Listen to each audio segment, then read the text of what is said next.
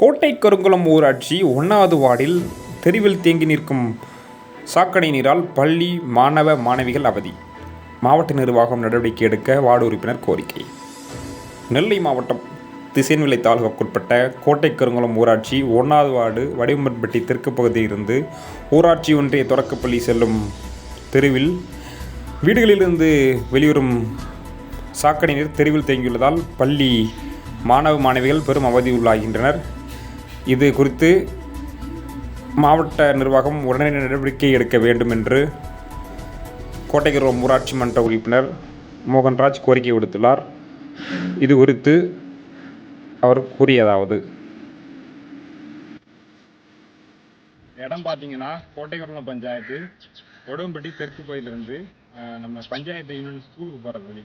இந்த வழியில் பார்த்தீங்கன்னா டெய்லி ஒரு வடுவம்பட்டி தெற்கு பகுதியிலேருந்து ஒரு 30க்கும் மேற்பட்ட 1ஆம் வகுப்புலேருந்து 5ஆம் வகுப்பு படிக்கிற பிள்ளைங்க போகுது. எல்லா பிள்ளைங்களும் புத்தக பையை தோளில் வந்து இந்த வழியாக அது ஒரு சாக்கடை ஒரு பெரிய மோசமாக இருக்குது. இந்த இடத்த கடந்து ரொம்ப கஷ்டப்பட்டு சில கஷ்டங்கள் போகுது. இதை குறித்து நம்ம பஞ்சாயத்து தலைவருக்கும் சொல்லியாச்சு, சம்மந்தப்பட்டவங்க வீட்டுக்காரங்கிட்ட சொல்லியாச்சு. நான் ஒரு வார்டு மெம்பருங்கிற ஒரு பேரை 2 வீட்டுக்கு சொல்லியாச்சு. இதுவரை நடவடிக்கை எடுக்கல. இதுக்காகவே பள்ளிக்கூடத்தில் கொண்டு பெற்றோர்கள் அவங்க பிள்ளைங்க துண்டு விடக்கூடிய சூழல் இருக்குது. இந்த வழியாக பார்த்தீங்கன்னா வயதானவங்கெல்லாம் போய் ரொம்ப வேதனைப்படுறாங்க.